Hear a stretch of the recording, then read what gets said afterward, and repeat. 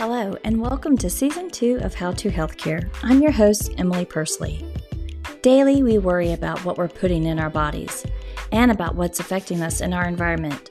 But are we thinking about what we're putting on the largest organ of our body? Today, I'll be talking about how to skincare with my guest, Dr. Fayne Frey. Dr. Frey is a nationally renowned dermatologist who breaks down the skincare industry's myths and hype and provides solid scientific information on skincare products in her new book, The Skincare Hoax: How You're Being Tricked into Buying Lotions, Potions, and Wrinkle Cream. Through her website, freyface.com, she promotes dermatology education to help consumers choose the safest and most affordable products. I hope you enjoy the interview. It has a ton of aha moments. Dr. Frey, thank you so much for joining me today. It's both an honor and a privilege to speak with you today. Today, we'll be discussing your new book, The Skincare Hoax: How You're Being Tricked into Buying Lotions, Potions, and Wrinkle Cream. And we'll talk about your website, freyface.com. First, I'd like to start with discussing your book, The Skincare Hoax. I enjoyed it so much. I loved your unique angle and the honesty in your book. And I appreciate the information that was presented in an easy to understand, health literate way. And I strongly encourage everyone to go out and get your own copy. She'll reshape the way that you think and approach your skincare. And she brings to light so many things that we'll discuss so we can make our own decisions about our skincare. So thank you so much for being on here today. Emily, thank you for having me. It should be a lot of skincare fun. Yes, I'm really excited to share with everyone all the things that I've been learning, and all the expertise that you bring here. So I would love to get started with the science of things. We'll get right down to all your research that you've been putting in for the past 30 years. And first, I'd like to start by saying that we've delved a little into the research ourselves. My daughter did a science fair project in the 7th grade, and she wanted to measure the effectiveness of certain lotions and creams and how much they retain moisture. I thought it was pretty daunting for a 7th grader to try to do, but we did it nonetheless. And we bought little petri dishes, filled it with gelatin, put the lotions on top, waited, several days to figure out which ones held the most moisture in. And we clearly are not the scientists, and our petroleum jelly did not fill the gelatin perfectly. So I don't think it performed as well as we thought it would. Well, But the cocoa butter did really well. But your research is much better, much more scientifically proven. And I would love for you to explain your research to us on what you did. yeah, sure. First of all, thanks again for having me. Second of all, I want people to understand the skincare industry is a great industry.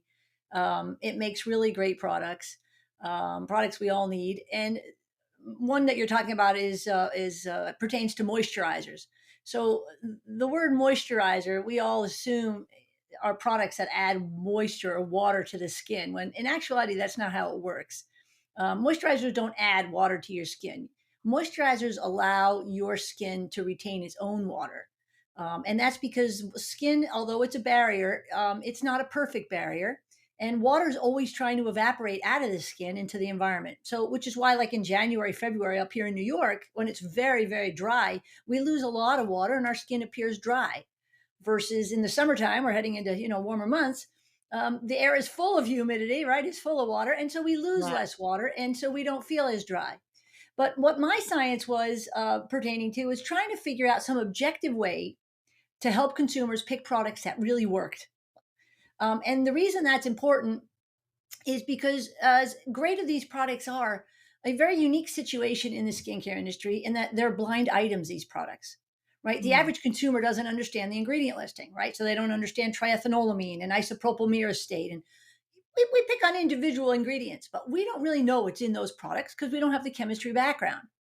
So Mm. as I got into my chemistry background, I got into skincare. I really wanted to know what worked. So we use a machine called a corneometer.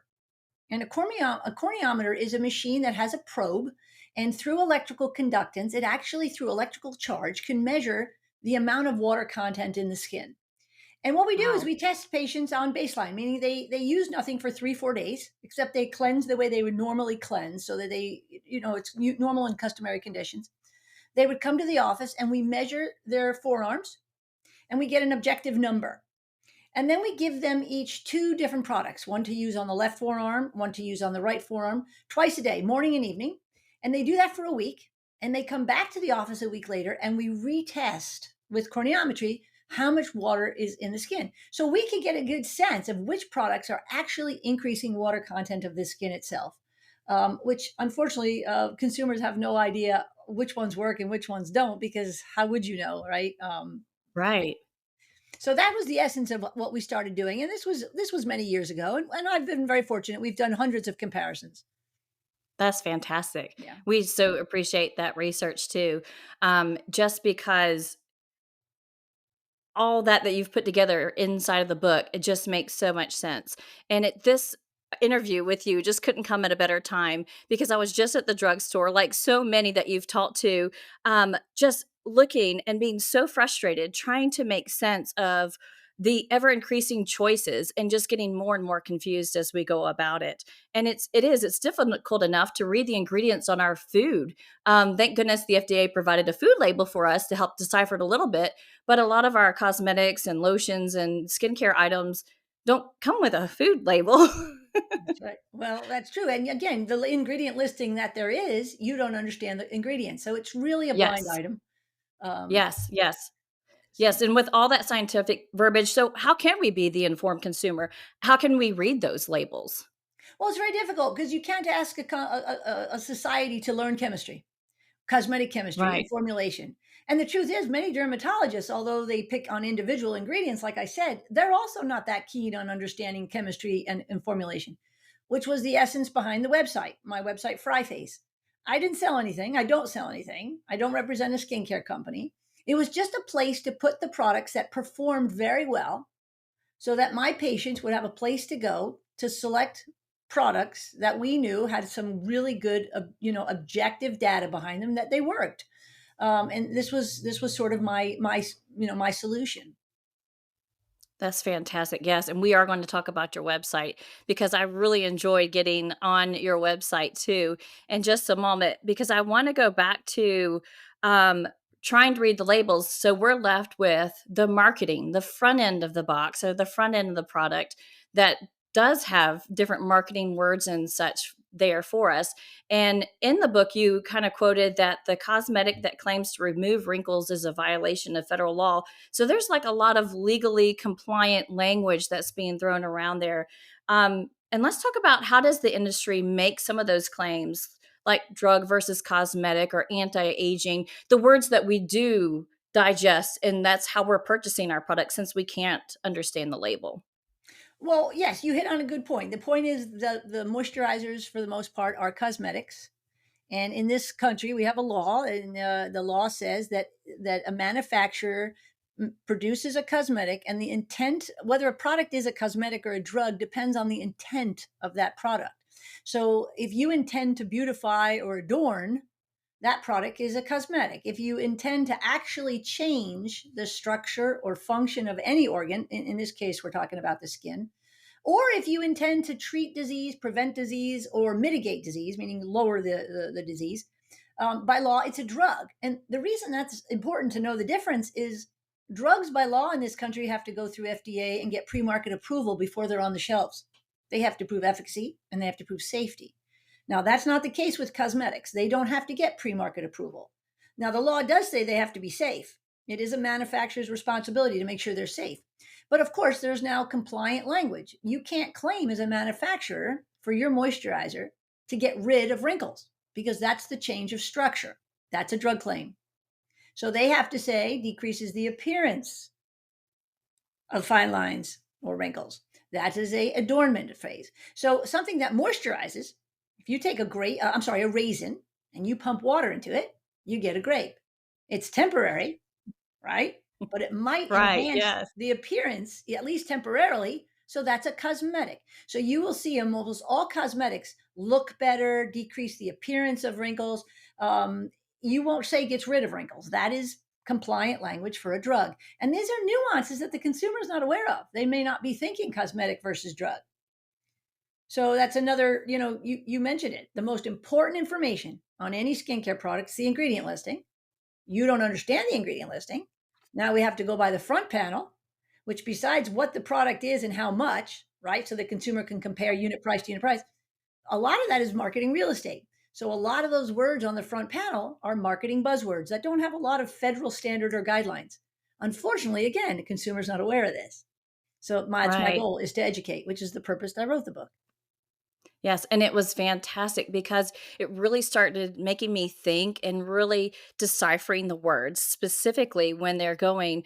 In fact, after I got done reading the book, I was so motivated by it that I went down to my own cabinet and I started looking at some of these key words and things. And one of the things that caught my attention, I had to just kind of laugh at myself that I bought it because I bought into the it's a great moisturizer, but it's just that I was going for the clinically proven to brighten your skin by 84%, and I thought to myself, "How are we measuring skin brightness?" There you go. and Yep, yep. and so it really did the book really started breaking everything down that you're talking about, but in words that I could understand and was super easy to read and really, like, again, like I said, just health literate and helped me to make my own decision and going through the different products as we navigate all of that. Yeah, no, that was the goal. Look, I want to make mindful consumers. I'm not trying to tell people what to use. I want to educate, make you a mindful consumer. You know the difference between a cosmetic and a drug. You understand that you don't know what's in that product. Understand the buzzwords.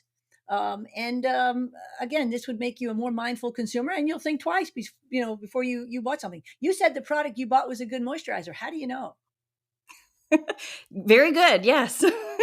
So far, it's done a pretty good job of putting a little bit of moisture on my face, maybe, I don't know, but exactly, yes, I do, I think about that, but in your book, you tell us what's a good moisturizer, and on your website, it's again, we're gonna talk about that in a moment, and it helps so much to be able to decipher it all and find out what is, because you did the research for us, and we're so appreciative of that.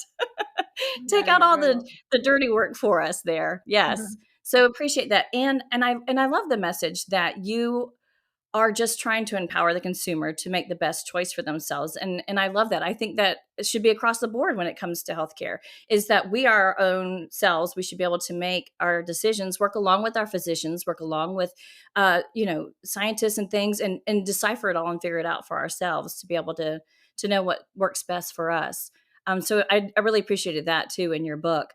Um, so along with that though, from a wellness perspective, what do you believe affects the aging process, like the lifestyle factors, like the most, the importance of prevention, and your message for the skincare routine? So, what do we need to be doing to prevent when these products can't legally say they're going to get rid of wrinkles?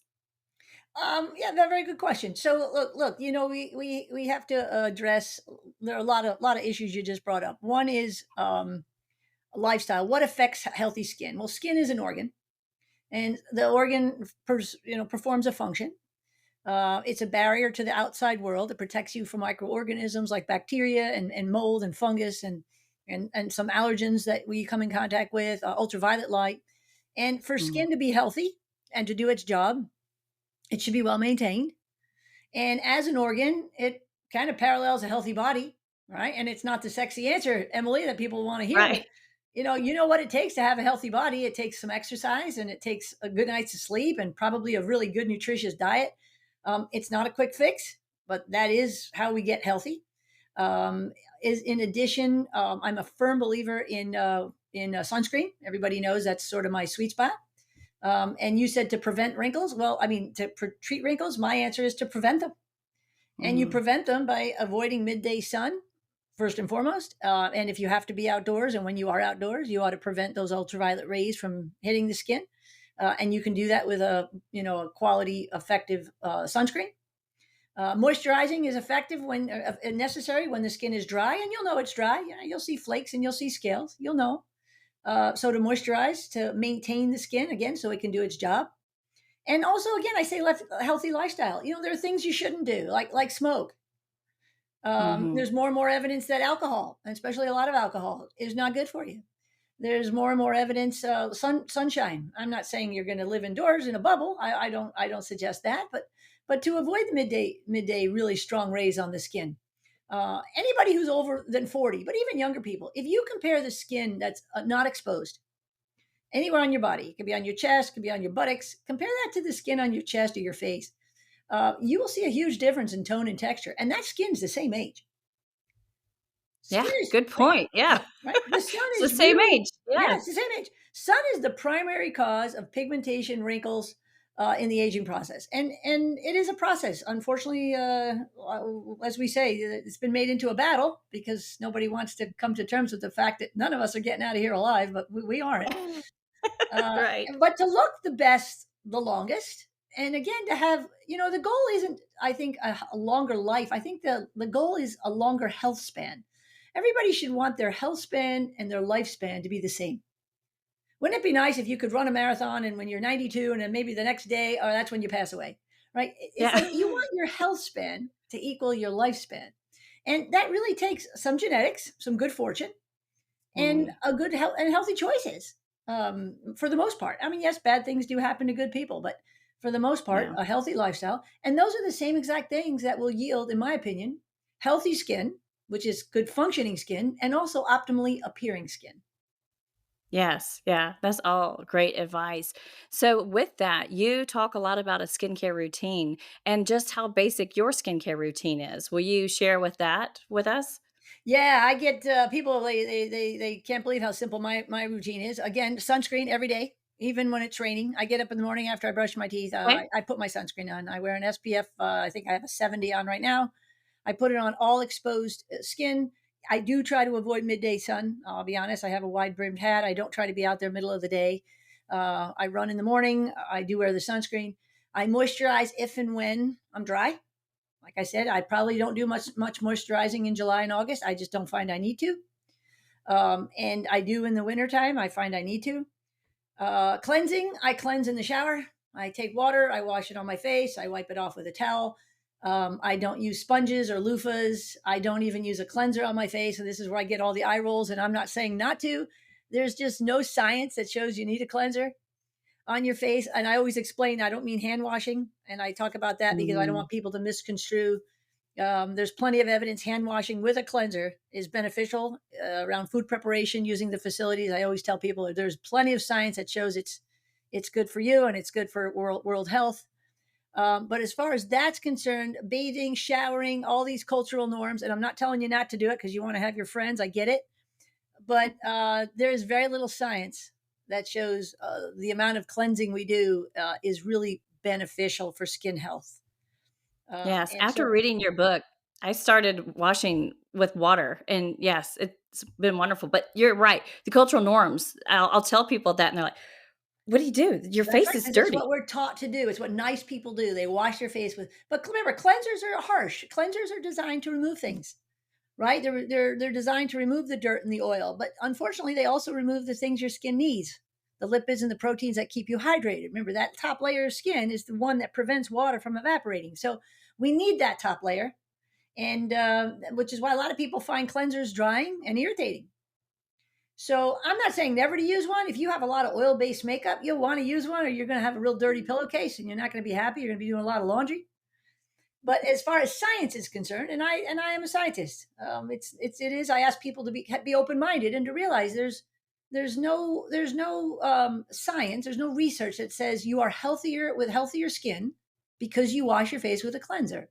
And I'm talking again, Emily, about people with healthy skin, not people with Mm. inflammatory skin conditions or acne. Different story. Yeah, yes, absolutely important point to make. And when you say that you put on a sunscreen, that is separate from a makeup that has SPF in it, correct? Yeah, I don't. I think that's helpful. It's better than nothing. But SPF and makeup, unfortunately, you'd have to add many layers of makeup to get the SPF that's on that makeup label. So I've Okay. never said I don't believe that's adequate. I'm not saying it's bad, but it's not adequate. So I would tell people to wear sunscreen and makeup over it. Put your color Okay. cosmetics on over a really broad spectrum SPF 30 or higher, preferably water resistant sunscreen, so it's on for a good many hours. Wonderful. So many of us grew up not putting on sunblock. We did not realize growing up 80s and 90s and such and 70s and knowing how important sun block is, and the SPF Sure. levels have gone up tremendously, even from 10 years ago or so. Is it too late for us? No, it's not too late for you. Keep wearing sunscreen. There's good science. Adele Green in Australia did a great study in, I guess it was 2013, 2014. She had 900 people. She put half of them were asked to wear sunscreen every single day on the back of their hands. She compared them to 450 people who weren't told to do anything. And she didn't tell them not to use it, right? That would not have been a very ethical thing to do. And then Right. she compared the two, and the group that was told to wear sunscreen every single day had much less evidence of photo aging after 4.5 years. And there's also evidence to show wearing sunscreen and minimizing ultraviolet light to the face would actually decrease some of the pigment that's on the face, allowing the skin to repair, which makes a lot of sense. Mm. So it's Yeah. not too late. It would My analogy would be like a smoker who smoked for 20 years. And they say, oh, the damage is done. I'm going to keep smoking. That makes no sense. The skin is always Yeah. renewing. The lungs are always renewing. And there's plenty of evidence that shows smokers who stop smoking have a lot lower chance of getting lung cancer than those who continue to smoke. So the same is true with sun exposure. That's great. That's a great example. Absolutely great way to think about that. So if we're saying it's not too late, is it too soon?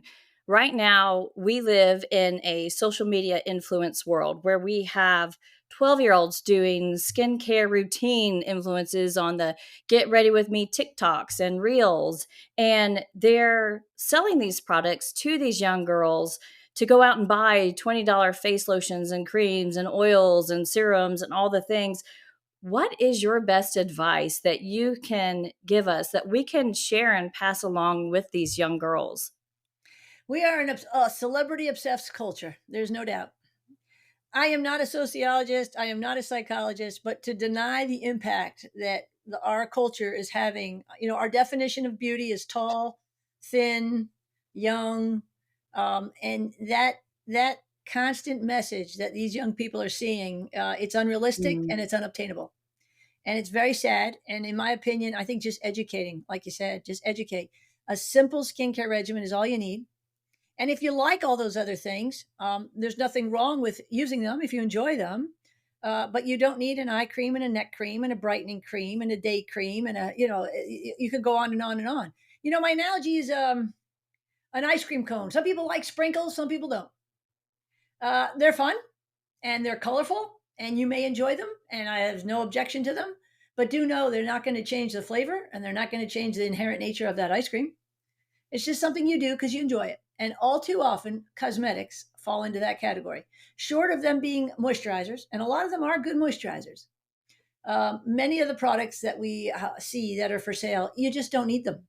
You don't need them. I was recently asked to test, actually, I just finished it today, an offshoot private company. They sent me a serum. They asked me a moisturizing serum, and of course, on corneometry, for the last couple of weeks, we've had a couple of people using it, and it went on very nice. It felt nice. It was a water based product with a lot of oils, and unfortunately, when we looked at the corneometry results, the skin never got hydrated.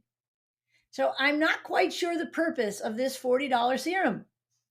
And it's being sold a lot, and the people who sell it are probably making $20 a sale.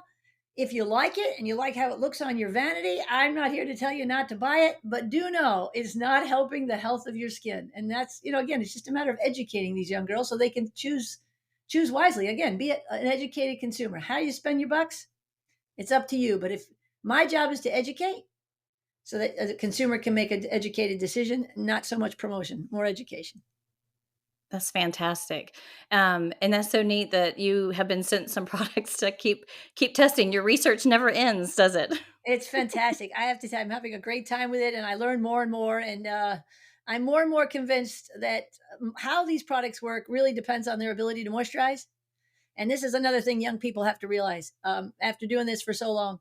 There is absolutely no correlation, Emily, between what you pay for a product and how well it works. I have tested some really inexpensive products that test through the roof, fantastic. And I have tested some really expensive $300 an ounce. Now you do the math, that's almost $5,000 a pound. And it couldn't moisturize at all. It smelled nice, but didn't moisturize at all. So there's no correlation between what you spend and how well the product works. Hmm. Hmm. Well, going back to what you were just saying about what we want to do that makes us feel a certain way, um, a lot of your message and part of the whole healthcare is also about how we feel about ourselves, and you talk a lot about that as well in your book. So, what is your message about accepting the aging process and accepting us, no matter what stage we're in of the aging process, of accepting who we are and how we are? Yeah, again, I'm not a sociologist. I'm a mom of 4 kids, and I want my daughters to look in the mirror and like themselves for who they are, not what they look like. You know that old adage, ironically, I wrote a book, but I grew up with this adage, don't judge a book by its cover. But yet that's all we do. And I meet Yes. women every day in my office, fantastic, accomplished, wonderful women, some who are stay home moms, some who take care of healthy kids, some who take care of not so healthy kids, kids with very special needs, women who work, women who are running big companies. I mean, really accomplished women. And yet they all come in, almost all of them, and they have feel some insecurity about some trivial skin imperfection. And after Mm, you see this every day, multiple times a day, it's really heart wrenching. And this is what our culture has done to women. It's constantly making us mm, feel like we're inadequate, which is my biggest pet peeve with the skincare industry that I love. Again, it makes great products, right? Moisturizers, cleansers, sunscreen. But the marketing is just all too often feeds at our insecurities and sells things that we just don't need because mhm. it does so by getting market share by feeding off our insecurities. So again, my message is it's really pretty wholesome. You know, health matters, accomplishments matter, kindness matters. I say, and none of those things comes in a bar and a bottle or a jar or a syringe for that matter. It's just that's the reality. It's yes, excellent advice too. And yeah, and it amazes me how many more products are on the market because we do, as consumers continue to buy it. So then they continue to make more and different and marketed different ways. And yeah, if we just kind of get educated and start making our own decisions, we can base off whatever we want to purchase based off of that. And maybe it can calm down the market a little bit. Yeah, and the other interesting thing is so many people I get emails all the time. What about organic and natural? And I'm worried about the chemicals. And for a community that's so worried about chemical exposure, the simple answer is not to use so many products. Stop exposing Yes. yourself. Even sunscreen, I'm a huge proponent of sunscreen. But you can minimize how much sunscreen you put on your skin by covering your skin up. You don't need to put sunscreen under your clothes. So if you wear loose fitted pants or a long sundress and a nice blouse, long sleeve blouse when you go to the beach and a nice brimmed hat, the amount of sunscreen you really need to put on the skin surface is pretty minimum, you know? So So don't not go enjoy the beach, just cover up your wear the white brimmed hat then. exactly. Go enjoy the beach. I would tell you to come in at 11 o'clock and go for a nice long lunch and go back to the beach at 3 o'clock. That would be my advice, but absolutely enjoy the beach. I love walking the beach at 5:30, 6 o'clock at night, rolling up my pants, getting my feet wet and looking for shells. I love it. That's fantastic. That's fantastic. I wanna jump really fast to your website. It's fryface.com. That's Fryface. It's a little Yes. different from your last name. Yes. Um, it's a fantastic site. I enjoy the website. It's very straightforward and easy to use, and after having just endless Google searches, like I said earlier, how can we simplify and use your website to find the right products? Well, that was the goal of the site was to simplify the product selection. Choice is tough. When you have a choice of thousands of products and you don't understand the ingredient listing, you don't know what works. That was the essence of the site. And the site was also meant because there are a lot of patients, for example, with acne, who would be putting on a product that contained an ingredient that would make them break out. Now, the Mm, science isn't pure there. I'll be honest. There's a lot of um, it's not very thorough, the science on ingredients, because it's a tough thing to do, but there is some science. So based on some of the research we were able to do, was able to find certain ingredients that may or likely cause acne in certain individuals. And what we did on the website was we tagged those ingredients, and the user is allowed to identify themselves as acne prone. And when they do that, any product that has one of those labeled ingredients, the products are removed from that database. So those products wouldn't be recommended. So it's really a nice way for patients to pick, consumers to pick products that have been vetted, been tested, certainly as far as moisturizers are concerned, that don't contain certain ingredients. If you have acne, we did it also again for eczema. if you have eczema or sensitive skin, there are certain ingredients you shouldn't use. And so that was exactly the point of the website, was to help the consumer select safe, effective, affordable products that are available everywhere. Remember, I don't work for any of these companies. I don't get paid by any of these companies. We make a 4% affiliate fee like everybody does, but to date, it's all been donated. It was not meant to be a moneymaker. My goal is truly to advocate for the consumer. Skincare companies are great. They advocate for their shareholders, as any good company does. The media is great, but it's got sensationalism, right? It wants your ratings and your ad dollars. We have a blind item that consumers don't understand, and nobody's advocating for the consumer, which was my ultimate goal. Yeah, I really liked how you went about picking your product, like you said, figuring out it was super easy. I was able to go in, I could pick out if I was more concerned about, acne prone or eczema prone, or if I was looking for a sun care product, or if I was looking for a moisturizer, or what I was looking for. And it just really broke it down really easily. And I love that you just mentioned that your website does generate funds, but not through selling a product. And that's what I love, is that you're not here pushing an agenda. You're not here selling a product. Mm-mm. And I love that you were here just giving of the 30 years research you've done, and but without pushing an agenda of any sort. And the best part is that, like you said, you donate that to charity. And I always like to ask my guests if there's a nonprofit shout out that you would like to tell us about, a nonprofit, because after we get done saving all our money on having fewer products, I say we can go out and donate to more nonprofits. It's a win-win. So do Sure. you have one you'd like to tell us about? Yeah, well, I tell people absolutely they should donate to their favorite charities. I have one in a soft spot in my heart. It's called the Melanoma Education Foundation, run by a phenomenal gentleman named Stephen Fine. He lost his son to melanoma, a young man named Daniel Fine. He was 25 or 26 years old. And this Melanoma Education Foundation offers a program in junior high school and high schools throughout the country to teach in a health class, an agenda to teach the kids how to recognize melanoma from its onset early on. And it's a fantastic organization. It is a 501c nonprofit, and that is probably one of my favorites. Sounds like an excellent nonprofit. Something that saves lives as well, being able to have early detection. That is our best chance. Not only sun care, but also the early detection. Yes. To be able to prevent that. That's fantastic. Also, I'm always fascinated when I meet people to find how much we have in common with one another more than we don't with each other. As we remember, as humans, we do have so much more in common if we just get the chance to get to know one another. And there's something between you and I that we share some things in common. One is that my daughter designed a cover of a book that they recently wrote called The Midnight Curse, as well as your daughter just designed the cover of your book, The Mhm. Skincare Hoax, She did. which is so fascinating and so neat. Did you ask her to do that? Was that something she wanted to do? Well, I'm bragging. My daughter is creative strategist, a graduate of the Newhouse School in Syracuse. She's so creative, and she has helped with all the graphics and creative design on the website itself. My daughter's name is Shay, and she has taken the pictures. She's taken my professional pictures.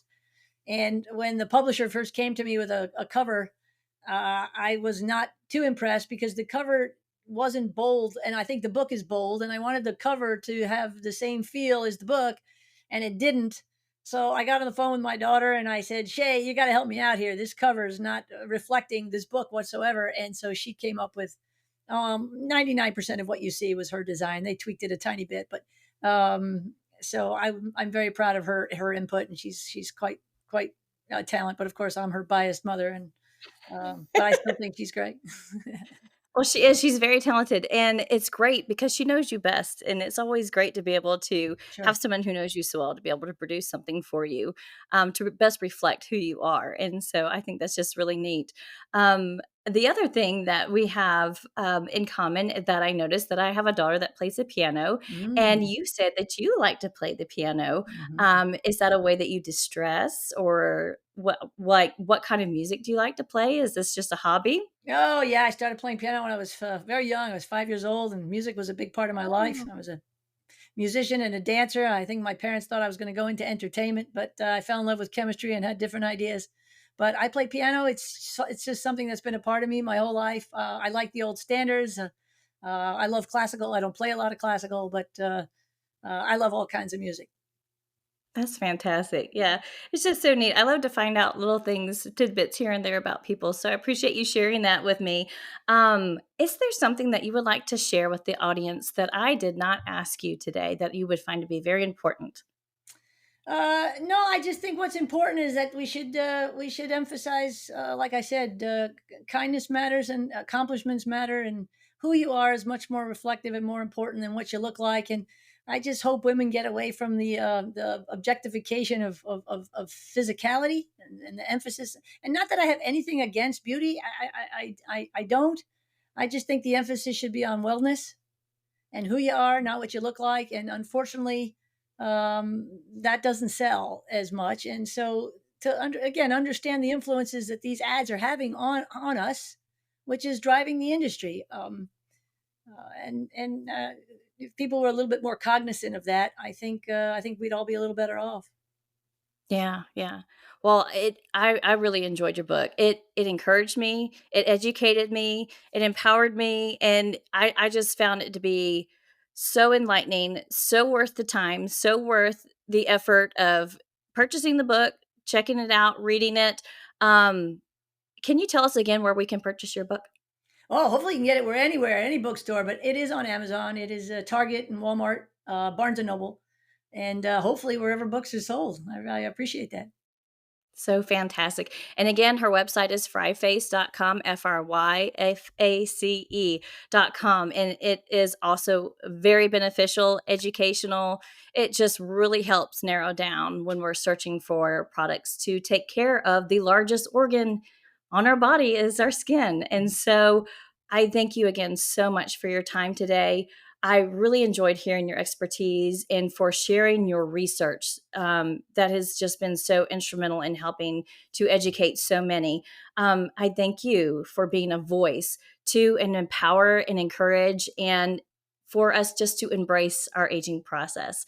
So I just thank you so much for giving me the time, just all the things that I was able to learn and be able to share with the audience today. Emily, it was my pleasure. Yeah, you're what I call a ripple. If we can get all these little ripples, we can fight this big tide of commercialism and just making the world a little bit better of a place. So I thank you for the invite, and it's really been my honor. Well, it's been such a pleasure talking with you. Thank you so much. Okay, take care now. Bye.